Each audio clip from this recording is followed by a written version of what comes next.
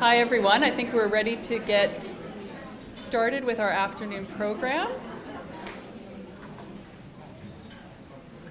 Welcome back. I'm Darlene Hubley, a member of the Teaching and Learning Institute. Louder.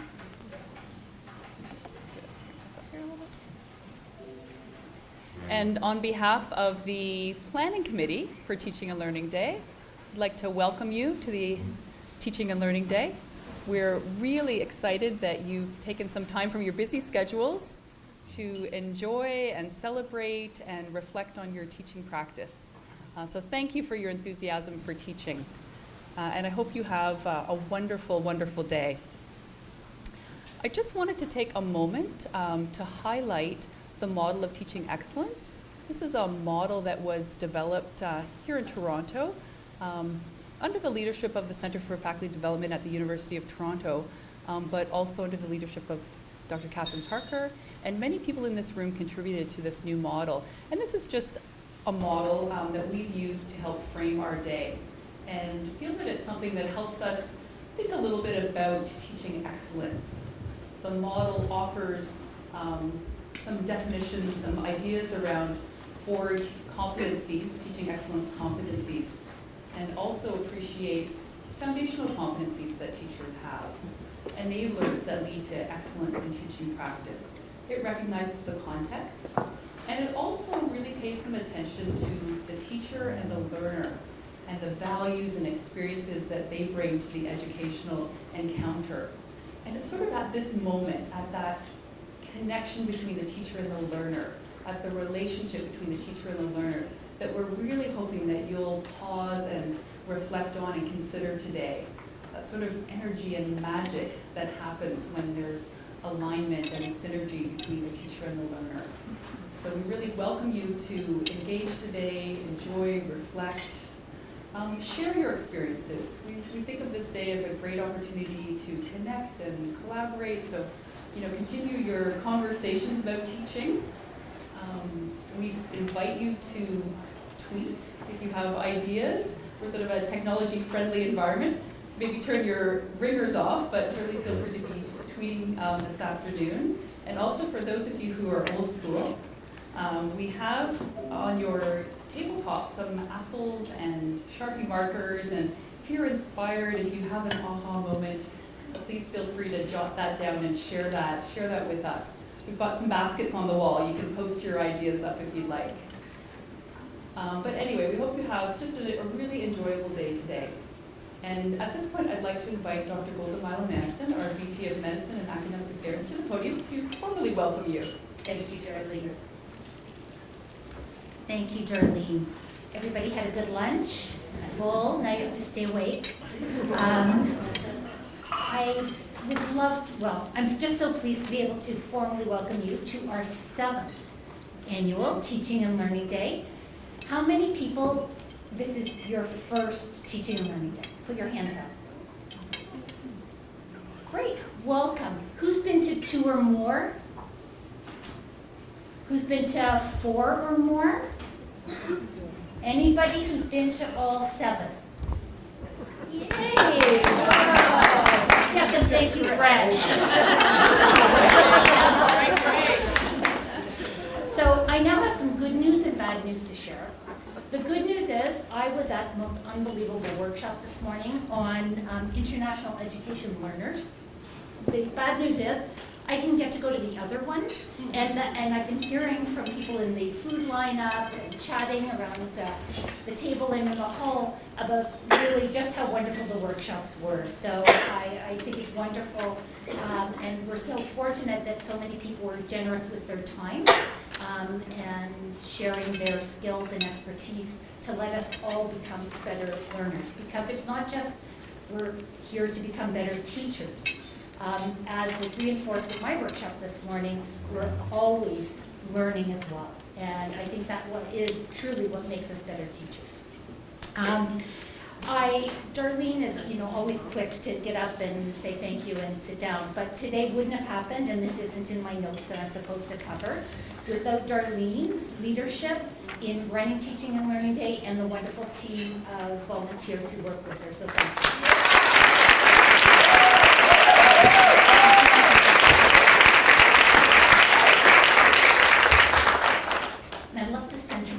now have some new ideas to take back home too.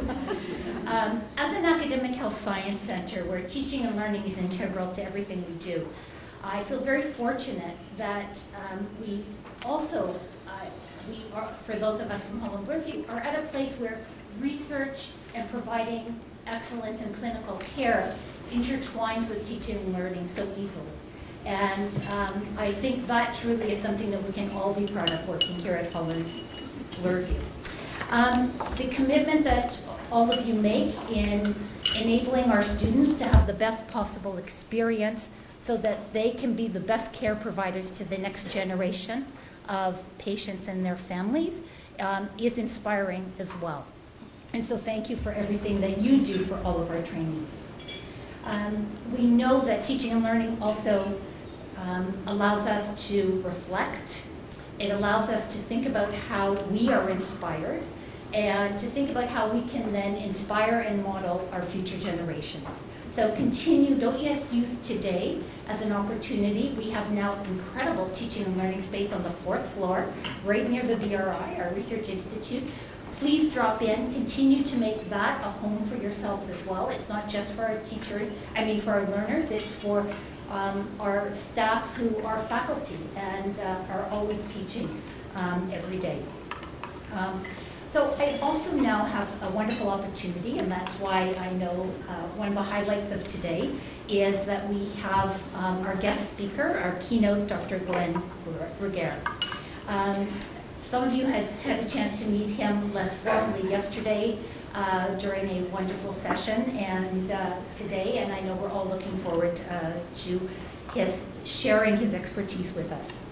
Dr. Regehr is an academic leader who has roots in Toronto, was born and raised, I've learned, actually quite close to here, but is currently at the University of British Columbia, where he's a researcher in the Center for Health Education Scholarship. He is going to be discussing professional behaviors for the next generation and the values that harness these generational differences and can act as a positive force.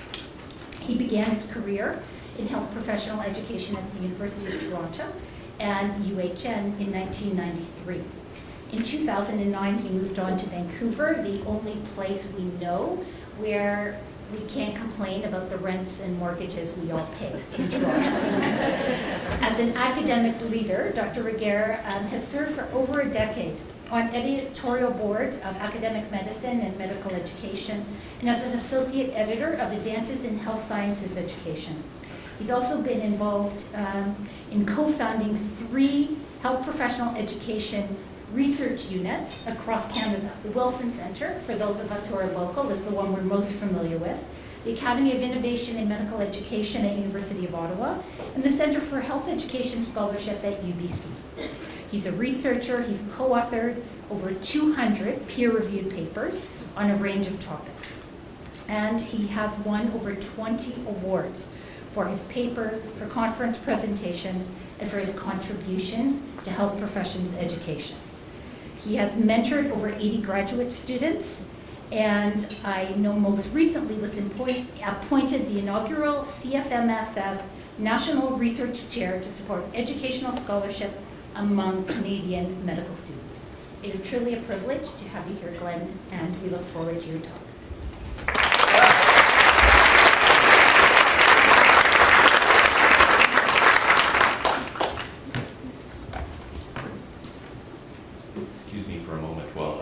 With the technology. If there's a 10-year-old in the room, please let me know.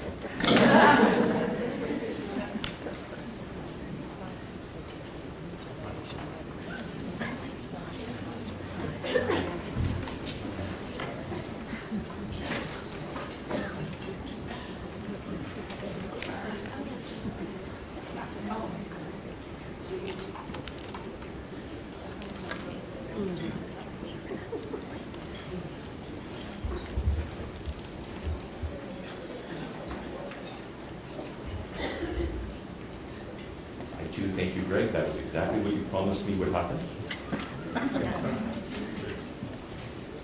Thank you, everybody, for the opportunity to come here and chat with you. It's really an honor and a privilege to be in a room with so many dedicated educators and to have the opportunity to share with you some ideas that I've been playing around with These ideas that I'm going to be talking about really emerge out of several conversations that I hear in the hallways and read in our literature about kids these days and how we need to be thinking about training and thinking and working with the next generation of millennials.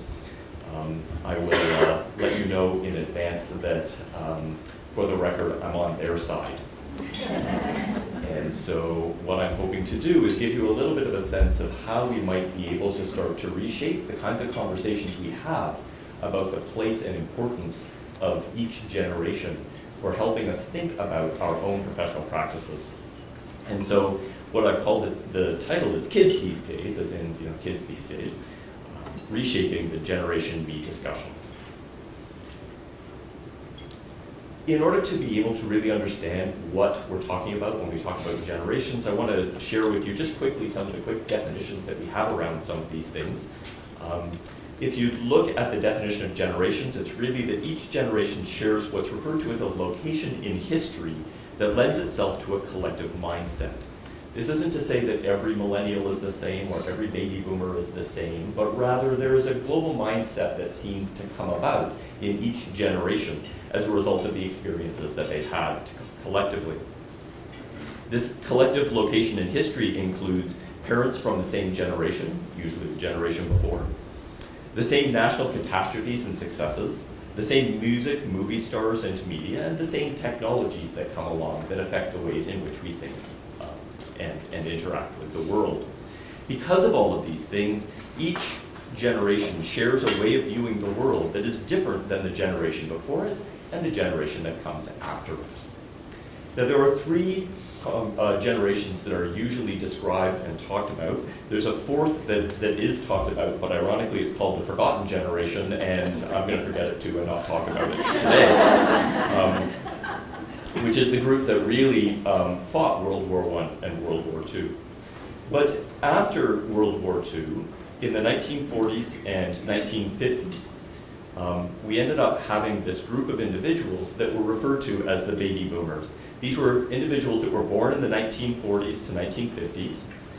They grew up in an environment that we refer to as the nuclear family. This is one father that worked, one mother that didn't, usually 2 to 3 children, 1.4 cars in the garage, all of those kinds of things that you hear about.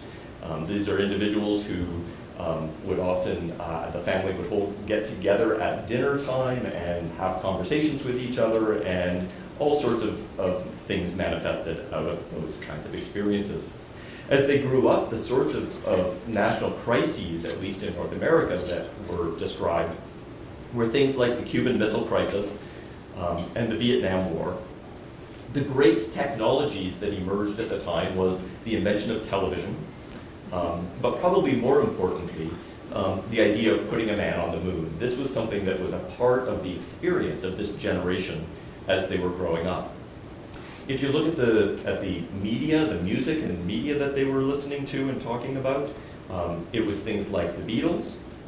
And I tried to find iconic movies for each generation. It was actually harder for me to find an iconic movie for this group growing up, but I finally decided on Dr. Strangelove, or How I Learned to Stop Worrying and Love the Bomb. As a result of these experiences collectively, this group of individuals are thought of as hardworking, driven, and dedicated. The next generation that's talked about is Generation X.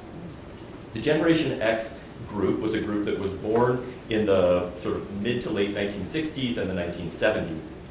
From a familial perspective, they were referred to as the latchkey kids, because very often this was the group where the mother started going to work as well, and so the children were expected to come home after school, get themselves prepared, and take care of themselves until the rest of the family came home, and then dinner would start, and the familial interactions would start to occur. If you look at some of the national things that were happening at the time that were quite apparent, this was the time that AIDS started to come on, and so we saw the end of free love and the recognition that nothing is free. And also, as you can see with the photo here, Tiananmen Square, which was the idea that maybe we were going to see a massive change in what it is that was going on. The fall of the Berlin Wall is another example of things that were happening at this time. And so there was this sort of change in terms of the idea of individual and personal interactions, but there was also this massive change in the way that we were thinking about interacting with the rest of the world. If you look at the technology of the time, this is the technology, the generation that saw the advent of computers appearing in their own homes. I actually personally remember the Nintendo machine that I had that, you know, I could type and I could watch things happen on my TV screen, but if I wanted to save anything, I had to plug in my tape recorder for the purposes of saving it out as beeps and boops and so forth. But these computers started to show up and become a natural part of what this group of individuals were talking about and thinking about. If you look at the music of the time, Michael Jackson was one of the key individuals at the time. If you look at the movies, it was the real Star Wars.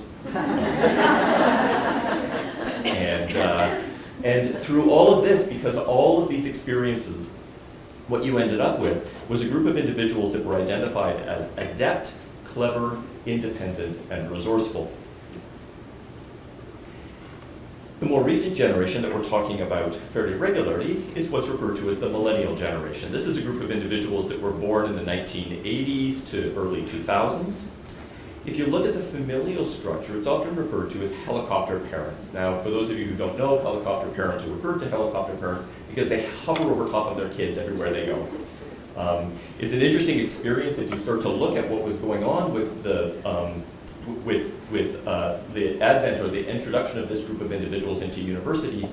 Universities actually started to create two programs for preparing individuals for university. One for the students and one for the parents, where they ended up saying you're not allowed to negotiate the marks anymore, you're not allowed to do all of these things, you've got to let them get out of the way for a period of time. And so this was a new model of parenting that really showed up during this generation. If you look at the major events, of course 9/11 was a major event that this group of individuals grew up with. So they really grew up in the terrorism world, where there was fear sort of built into all of the different places where they were going around this kind of stuff. And of course, this is the location of the technology boom.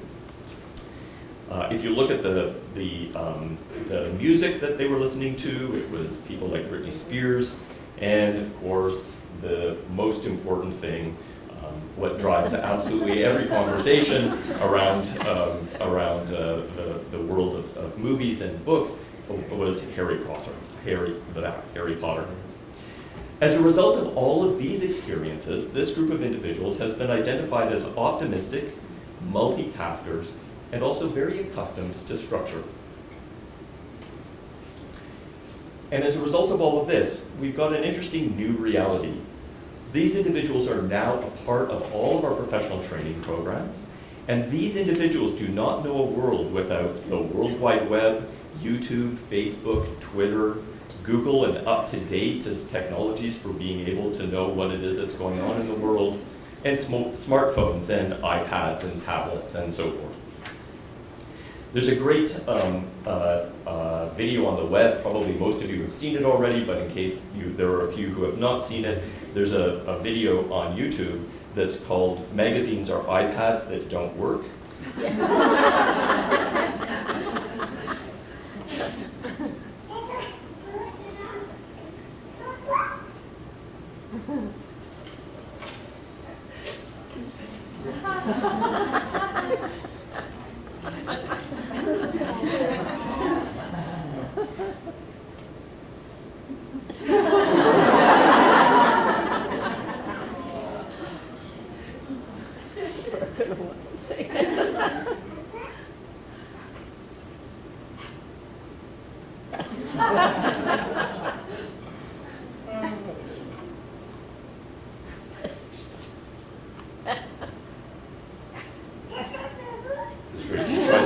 She tries it out, doesn't seem to be happening, so she figures maybe my finger's broke. No, my finger works.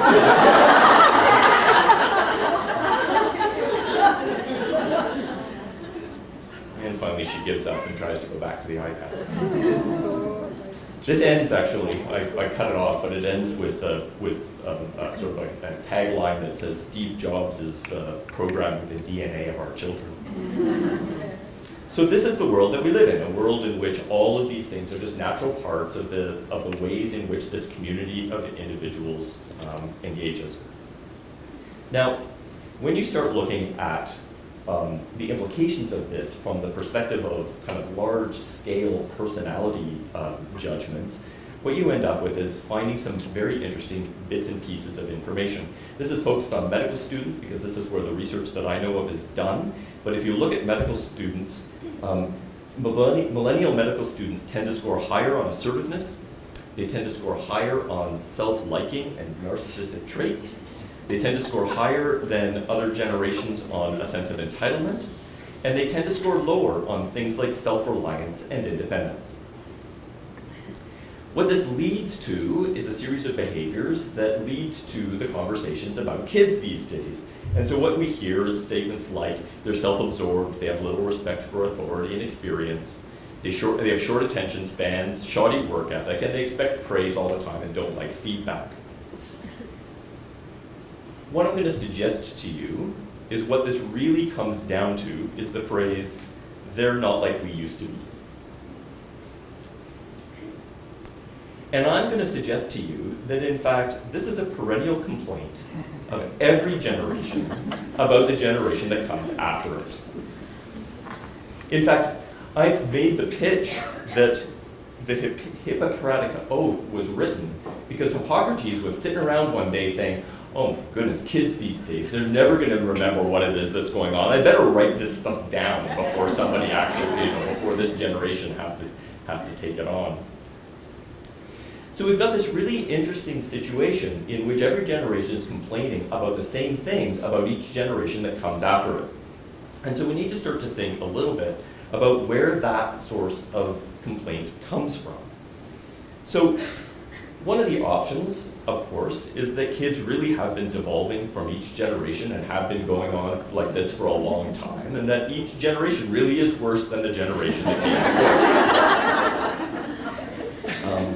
There's at least a little bit of evidence, if you start going back through history, that this is true, because you can find exactly these sorts of complaints in the journals of medicine about 100 years ago, saying, oh, they just don't get it anymore, and they're just not as professional as we used to be, and oh, don't know what's going to happen to the profession.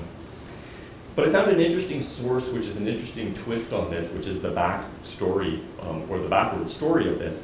There's a book called The Horse and Buggy Doctor by Arthur Hetzler. It was published in 1938. And this is about an old country doctor who is now reflecting back on his experience of growing up as a physician and his time as a trainee. And so now we're talking about somebody who basically was trained in the late 1800s with regards to his medical training.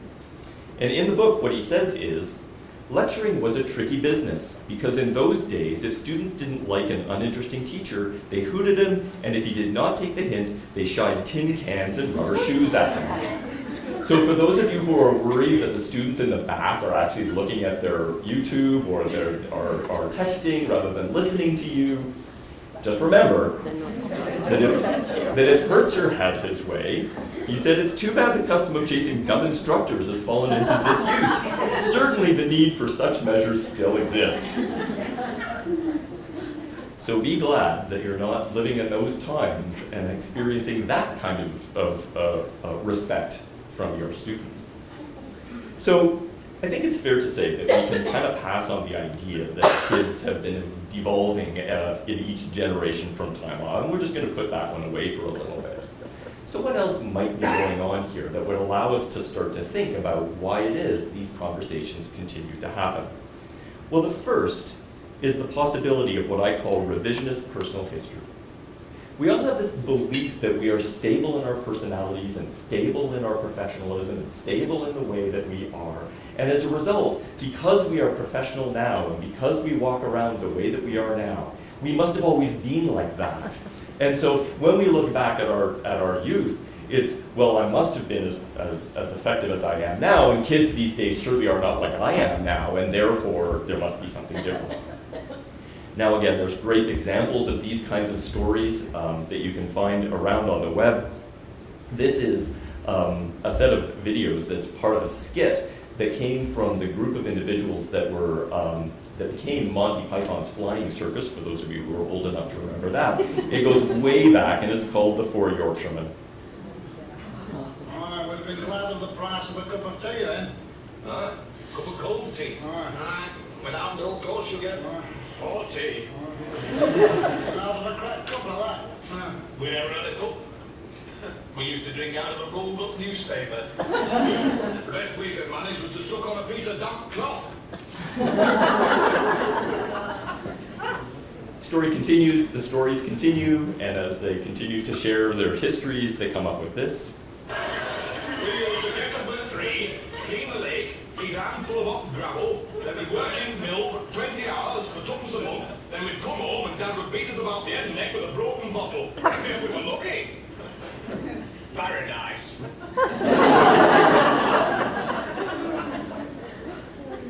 They end the whole skit with this. Aye, and you try and tell that to the young people of today. Will they believe you? No. This, of course, is an extreme version, but I have to tell you, this is what we sound like. From the perspective of medicine, it's brilliant, because I keep on listening to all of my medical colleagues saying, you know, kids these days, they only have to work 80 hours a week. Why, when I was in medical school, I had to work 110 hours a week. And I just keep on imagining the generation before that saying, 110 hours a week, luxury. Why, do you know what the word resident means? We used to live in the hospital, 110 hours a week, I wish. So we have this kind of model of thinking of what it is that we used to be and how incredible it used to be in both in the positive and the negative ways, which is this form of kind of revisionist personal history. It comes about not only because of this idea of reimagining what things were so that our stories are better, and then believing the stories we tell, but it also comes from this idea of the myth of personal stability, that we were in the past what we are now. And there was a great quotation. I have not yet been able to track down the source of this quotation, so if anybody can find it, please email me, because I really want to be able to give credit to the person who said this. But what they said was, there's never been a butterfly who thought it used to be a caterpillar. They were all just smaller butterflies. And I think that notion about beliefs of stability over time is a very, very important thing for us to be aware of as we're thinking about how we perceive ourselves to have been in the past, and how we perceive our students in comparison to those idealized perspectives that we create. But I'm going to take it one step further, because I think that there's another reason why we have these kinds of conversations. And I think this is the one that I want to start to focus on for the rest of the talk today. And that is the idea that difference is bad and evolution is frightening. It was Douglas Adams in his last book that was compiled after he died, who said, anything that was in the world when you were born is normal and ordinary and just a natural part of the world. Anything that was invented between 15 and 35 is new and exciting and revolutionary, and you can probably get a career in it. And anything invented after 35 is against the natural order. There was a long conversation at one point that was bouncing around, still bouncing around the idea that because of things like Facebook, kids were going to lose the ability to talk to each other face to face, or because of the use of things like Twitter, they were going to lose the capacity to spell and lose the ability to deal with grammar and lose all of this stuff. And there was somebody who was saying, you know, everybody worries about what's going to get lost along the way. I would be willing to bet that when the first fish started stepping out of the lakes and starting to breathe air, some fish was in there saying, but you're going to lose your gills and won't be able to breathe underwater. So it's time for us to be aware of the fact that this evolution of new things that come along isn't necessarily about what gets lost, but what gets gained in the process. And so we've got this interesting idea that difference is bad and evolution is frightening. But I have to tell you that the health professions are evolving all the time. Again, in medicine, we see things like the movement technologically from leeches to laparoscopy, and ironically back to leeches again. But I would be willing to argue with you today, in fact, I am arguing with you today, that in fact this doesn't just happen technologically. It also happens professionally. Again, using the example of the medical world, it is no longer the height of profession for a physician to be sitting in his office, smoking a cigarette, talking to a husband about his wife's surgery. It is not that long ago that that was the height of professional behavior. There are probably individuals in this room who were a part of the process of changing that definition of professional to thinking it being professional to talk to the woman herself about her own healthcare situation. But I can tell you that it was not this case that those who were actually talking to the husband were saying, oh, that's a good idea. They were talking about how unprofessional it was that those individuals were going and talking to the woman directly rather than talking to the husband. And so we are no longer in this situation of the classic physician from a professional perspective. We have to be thinking about what has evolved as a result of the changes in the expectations of society and the changes in the expectations from each generation to the next. But here's the problem. We haven't finished evolving. And this is a comic that I found of Cro-Magnon man looking at Homo sapiens and saying, I was wondering when you noticed that there were actually more stairs. Healthcare is going to continue to evolve. So what's in the future of healthcare? Well, truth is, I don't have a clue. But what I can tell you is that the answer is not with us. It is with our students.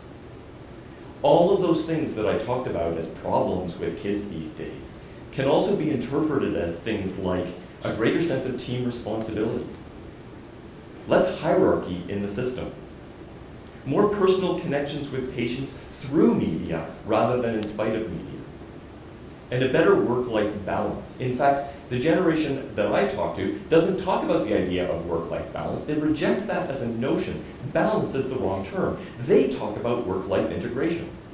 We complain that they look at Facebook while they are at the bedside.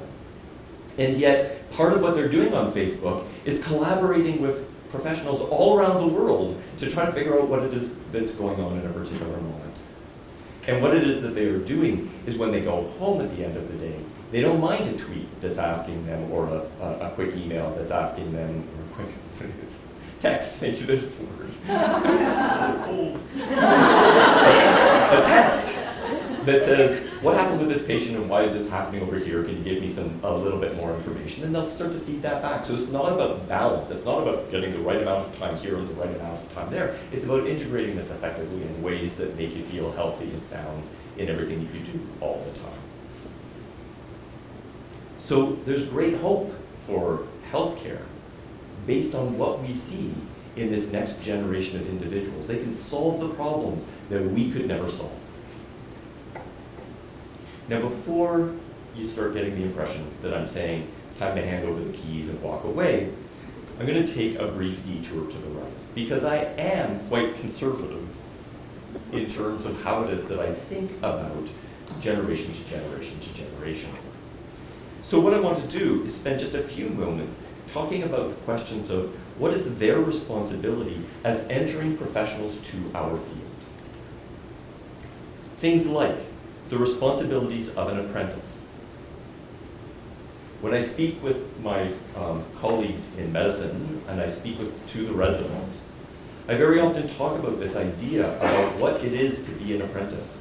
That the idea of apprenticeship is that you are learning at the hands of an individual who has a huge amount of experience.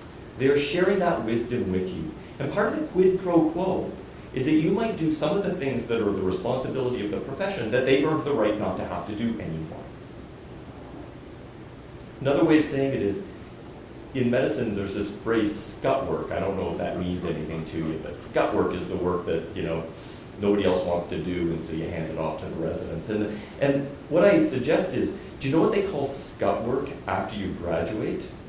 They call it work.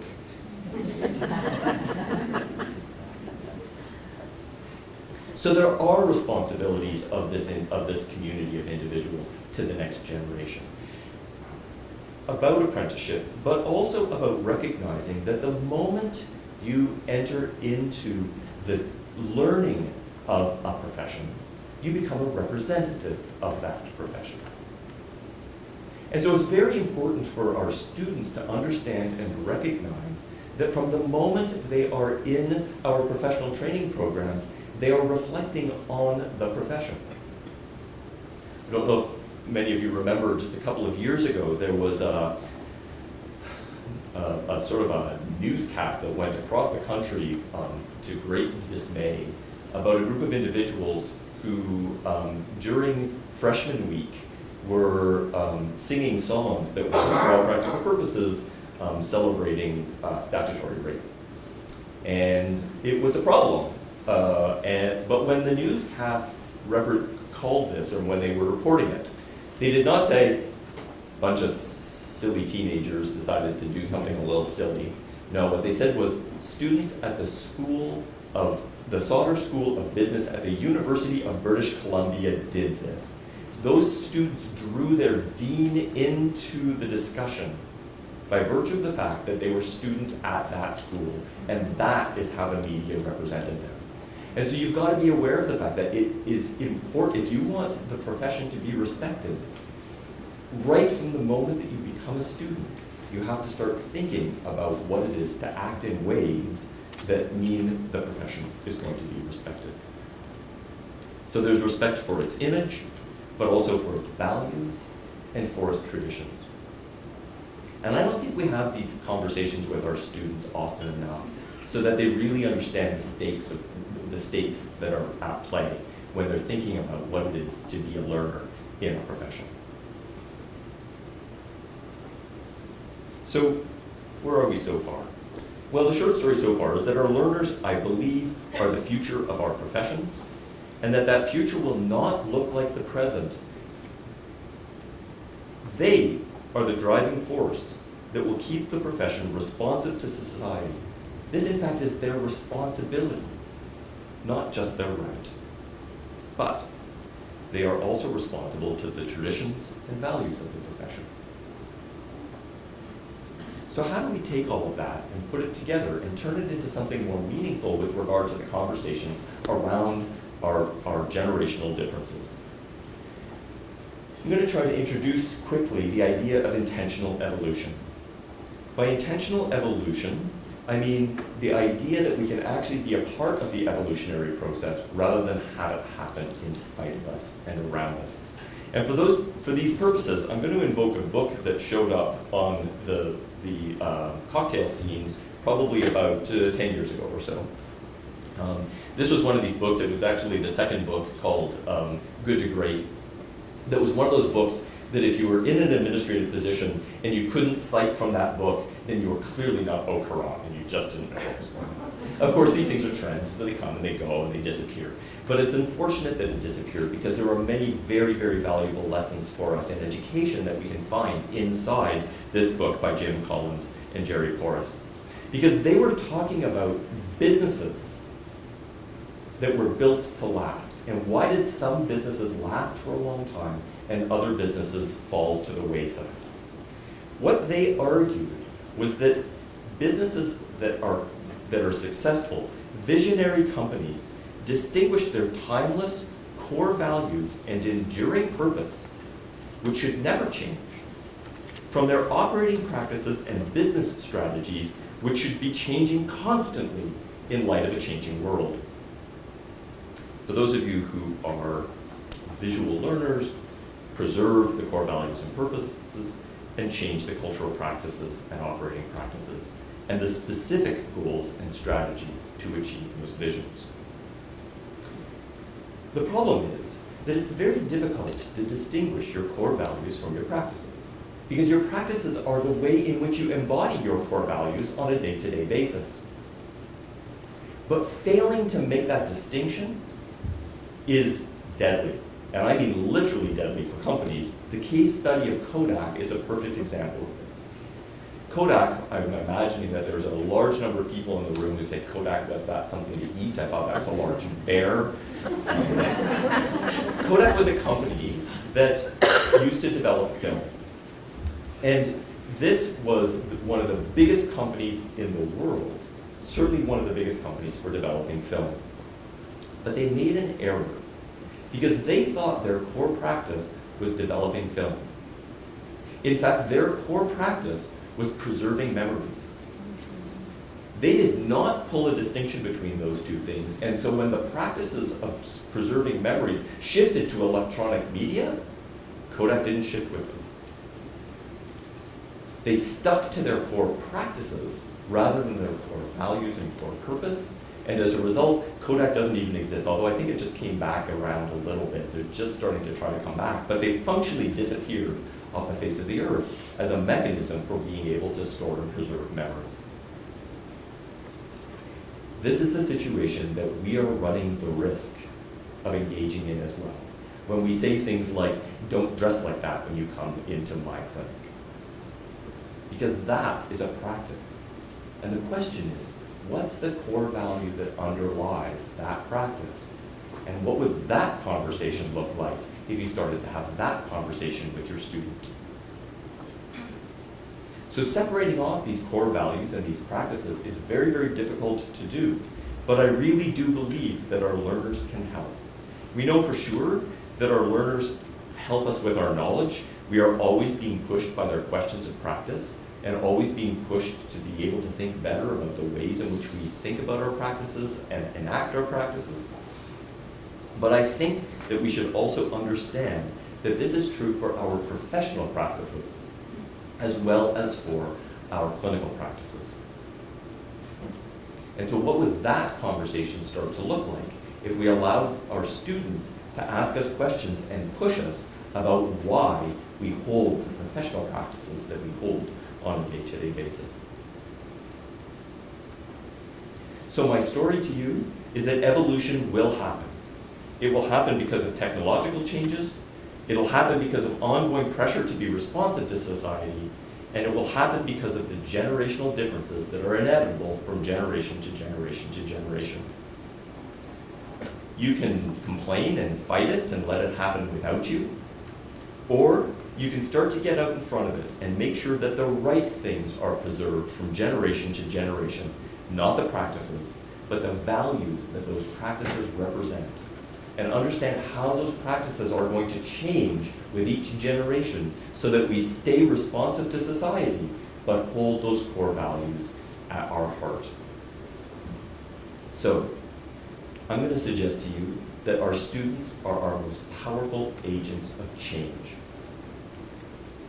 Our learners are going to be the ones that are going to force us to stay responsive to society. And so the question is not about kids these days and how can we bring them into line so that they look like us, but rather, how can you work with them and help to shape the change that they are going to engage in to ensure that the things that we value truly stay with us as we move from generation to generation to generation. And with that, I'll thank you and look forward to having some conversation.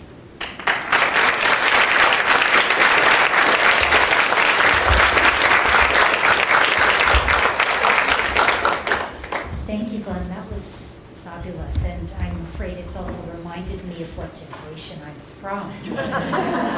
But I love the point that you ended with, of thinking about our students and learners as agents of change. And I think that's an important message that we can all learn from. We do have a few moments for some questions, so I'd like to open it up. This is a real treat to have Glenn here with us. We're still, I think, reflecting and absorbing.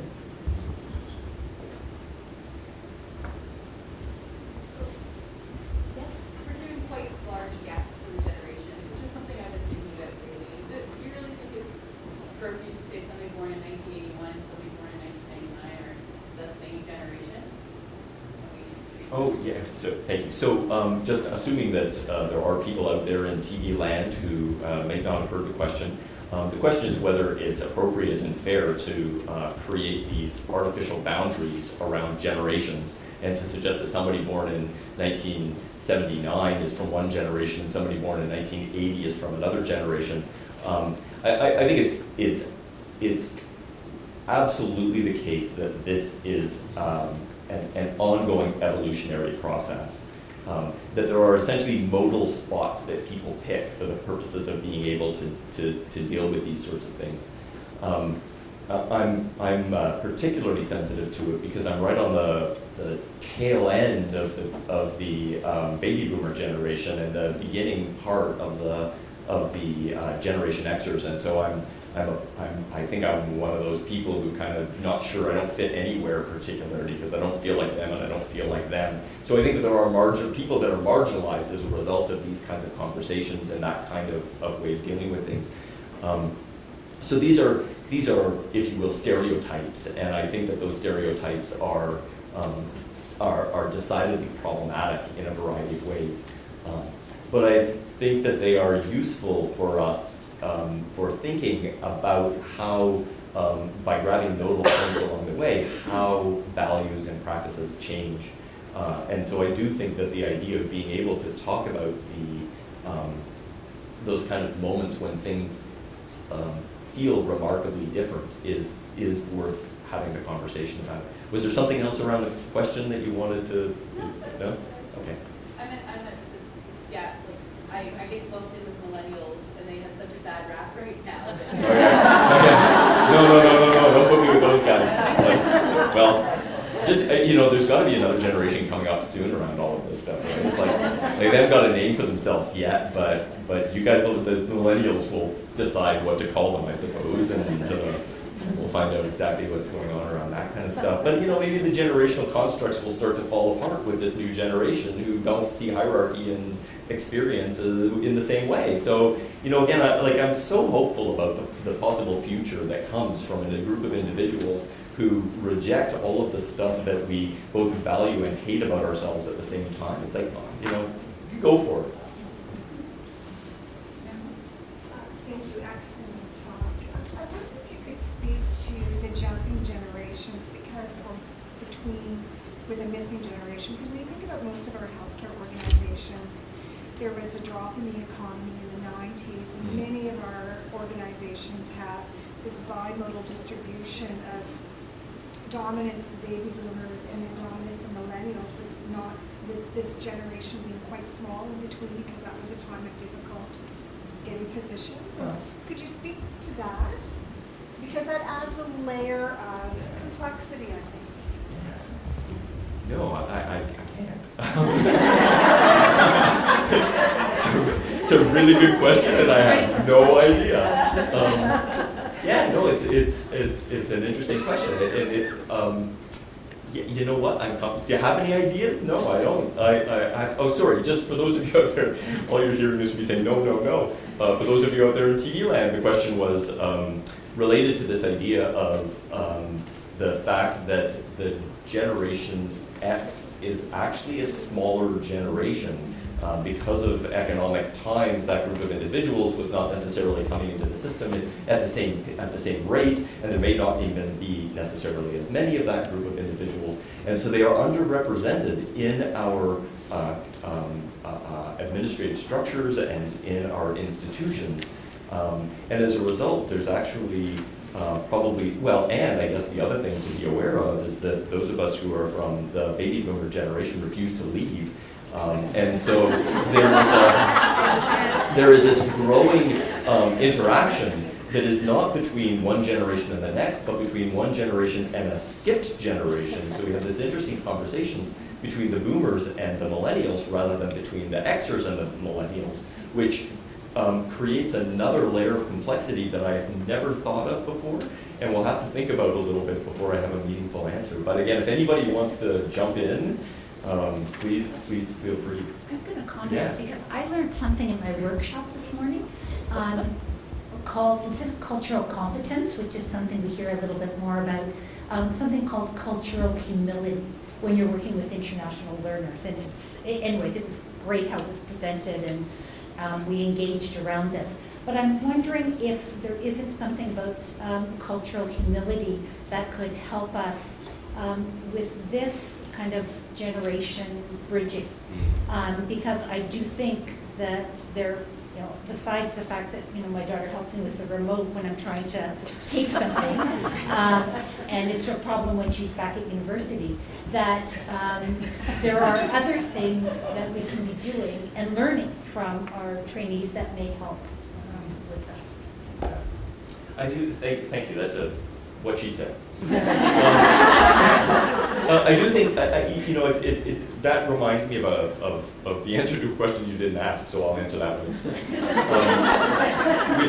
Which is the interesting, what happens when you start moving from the conversations about practices to the conversations about values, and the interesting things that we learn as a result of that about our own values. One of the interesting examples is the idea of dress that I was talking about earlier, and the way that one dresses or presents oneself in the context of a professional practice. And, I often hear things like, so I told her that I didn't think that miniskirts were appropriate and she should come back, and the next day she figured that out and came back dressed appropriately, and that was the end of the conversation. But what did that individual learn about that? And you guys are probably the best to understand this, is that if you go walking into a room wearing a tie and suit, you've kind of lost the 14-year-old right off the bat, right?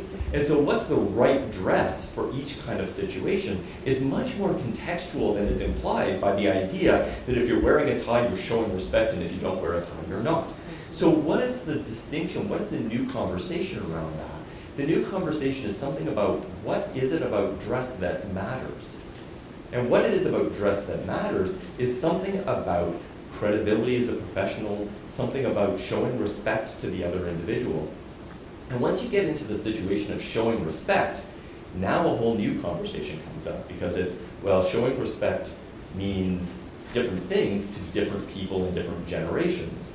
And so what do we mean by showing respect under these circumstances? And then you start to realize that showing respect is actually not the right phrase, because showing respect is still profession-centered. It's not about showing respect. It's about ensuring that the other person feels respected. That's the value.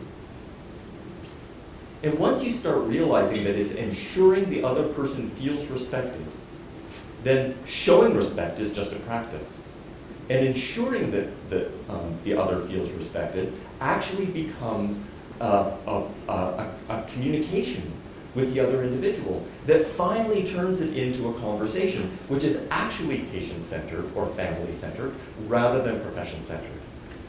So each time you start to listen to yourself, when you say something like showing respect, right in there is a practice, not a value. And you got to poke underneath a little bit further. But if you poke underneath a little bit further, oh my goodness, do you find interesting things and have interesting conversations with your students. And so I think that that's one of the ways that we need to start being aware of this, is allowing yourself to be challenged about what the real value is that you're talking about, and it will actually let you see that what you thought were values are nothing but practices. I think our last question, time-wise? Yeah, we have time? Okay. I was just going to say, you're talking about the values and keeping them intact. There have been some shifts in huge values in healthcare. So you were saying the example of the doctor talking to the husband, but now it's all about engaging the patient in the care and being family-centered. So that's a real value shift, and that does happen sometimes. And how do you account for that difference? Yeah, thank you. So again, just a quick repetition is I was challenged perfectly appropriately on the idea that core values probably shouldn't stay the same all the time, and that's absolutely right. I think that those values will shift around. I wonder how much shift there is. I haven't poked underneath there enough to figure out exactly what the value is that we're talking about there. I think talking to a husband versus talking to the patient. It is a practice, And so it would take some time to get underneath there and say, what are we really talking about here as a value that underlies that stuff? And if we poked far enough underneath there, maybe something would be more stable than we think. But I having said that, I think that values do indeed shift over time. And I think that they should actually shift over time. But again, I think that they shift substantially more slowly and ought to be shifting more strategically than the practices that go on around them. Well, the Kodak is a good example, right? Like they didn't have to draw a distinction between. It's only post hoc that you say, oh, you had your value wrong, or your core premise wrong. It's only afterwards when you can see where it went wrong that you can say, oh, I can redefine what your core value should have been, and you fools didn't figure it out. That's the problem I think that we're stuck with all the time, is you keep going down and keep going down until such time as those values start to become potentially slippery on us. But I still believe that those are the conversations that are the interesting conversations, not the conversations of, if you just act the way I act, then everything will be fine. And that's the piece that I will allow us not only to shift our practices, but actually allow our values to move in a meaningful direction that works better than the systems that we have right now. Thank you, it's a great question. I'm just curious if you found any information about sort of a pendulum shift idea in terms of the switching of generations. Thinking about some of your analogies in terms of the Kodak or even current trends and interests and that whole retro thing becoming popular. Everyone's going back to vinyl, and so this generation is now discovering the benefits of vinyl and film as opposed to what digital offers. Right. And whether you see some of that also in the generational values, and if some of what we're seeing is kind of a response to a previous generation or the one before that. So for example, the helicopter parents is partly a response to the latchkey kids and realizing we were doing a disservice to our kids. Right. And so it's evolving, but there's always back and forth as well. Yeah, thank you. That's again a great question, and I think that I'm going to try to paraphrase it and get myself in trouble here, but the idea that those shifts from generation to generation are actually often reactionary shifts, and if you start to look historically, what you see is that those shifts are actually moving essentially back and forth, and because they're reactive, it looks like a pendulum swing from one place to the next. I think I have little doubt that there's some truth in that. Again, I'm always looking for counterexamples, and I'm thinking about the fact that when I grew up, we were watching Happy Days because we had a show about the 50s, and the next generation was looking at the 80s show, and now we're looking at the Goldbergs because that's about the 90s or something like that. Like, there was the 70s show, right? The 70s show, now we're in the Goldbergs, which is the 80s, and so, every generation has a bit of a nostalgia quality to it, I think. In part because there's a little bit of a sense of looking back, and often those look a little past our own generation to some sort of quasi-idealized, quasi-humorized version of what our parents were. And so I do think that kind of reactivity is a part of the process that we're looking at.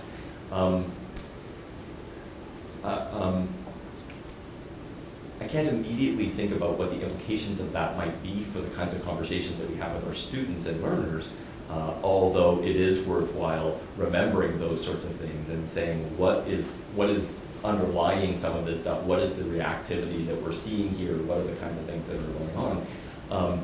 Every generation is supposed to be reactive because every generation before them is standing there saying, we finally got it right, Here's the right values, just slap 4 coats of paint on it, call it fixed, and let's not change anymore. So every generation has to be a little reactive for the purposes of being able to actually get something happening and moving.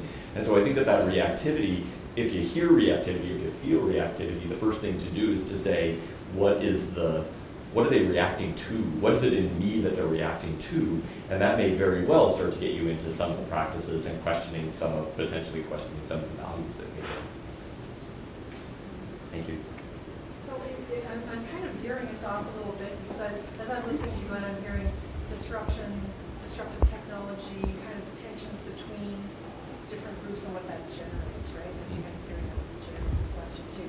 So, I was listening recently to a talk and they were saying this generation is going to have to deal with large data, right? So the priorities that they have in terms of even their professional practice and working through things is going to be different because they're going to have to learn how to manage and make coherent things that we never had to before. And so, in light of, how disruptive technology actually creates new opportunities, and that's my question. I don't know if the new generation's not very articulate, you'll never be able to repeat it, sorry, but I'm wondering what you think about that.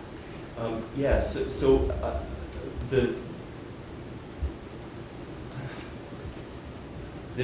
there's a, as you say, I'm trying to figure out an answer and paraphrase the question at the same time.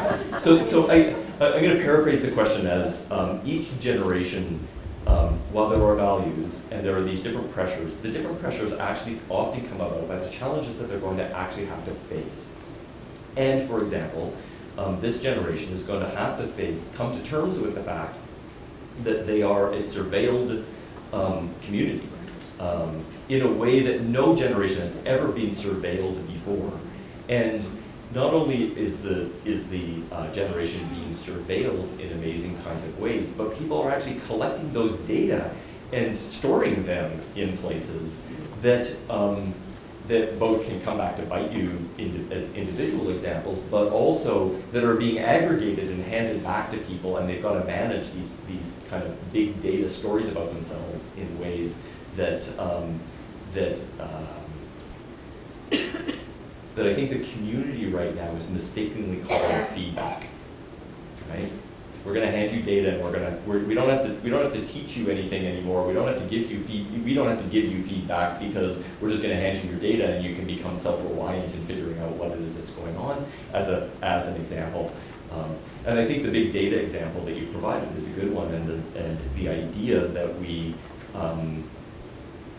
can simply give them those data and not have to support them is the, we call things like multi-source feedback. It's not multi-source feedback, it's multi-source data. You just get this pile of stuff and you have to figure out what to do with it. And so I do think that one of the interesting challenges that we as a teaching generation have is to start to understand our responsibility for negotiating with our learners the kinds of things that they are finding out about themselves and the ways in which they can manage that for the purposes of being able to move forward.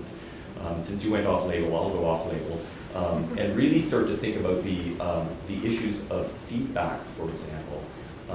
We're now starting to think about feedback not as a transmissional process. I've got something in my head, you don't have it in your head. If I can just get it into your head, then everything will be fine because you'll realize how right I am and you'll change.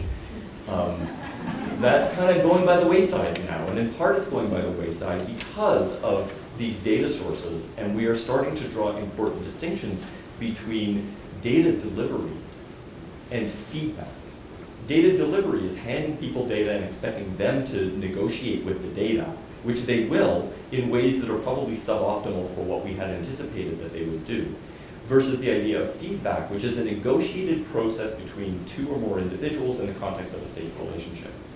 And if we think about that as the definition of feedback and throw away all of this other stuff and simply call it data delivery, then we can actually start to think about our teaching processes in a much more effective way than we might otherwise do. And that's a challenge that we, as a teaching generation, have by virtue of the fact that all of these data have become available. And so there's the danger that we offload our responsibility as educators onto the data. And it is going to be a challenge of the generation that is coming up to be able to figure out how to manage all of these data that are coming in about themselves. And so that's going to be something that they'll have to challenge. I think that that's a great example that you raised about the fact that it is not just these kind of, things that happened to them when they were kids, but the ongoing challenges that are new to each generation that they're going to have to deal with. and how we can help them solve problems that we never had to solve, rather than simply showing them the solutions to the problems that we had. So thank you, it's a great, great idea. Well, on that note, I think we will bring this discussion to a close, but incredible discussion, and prompted by your amazing presentation, Glenn, and so much for us to think about in the future, and how we can be nimble and adapt and not show our age, so to speak.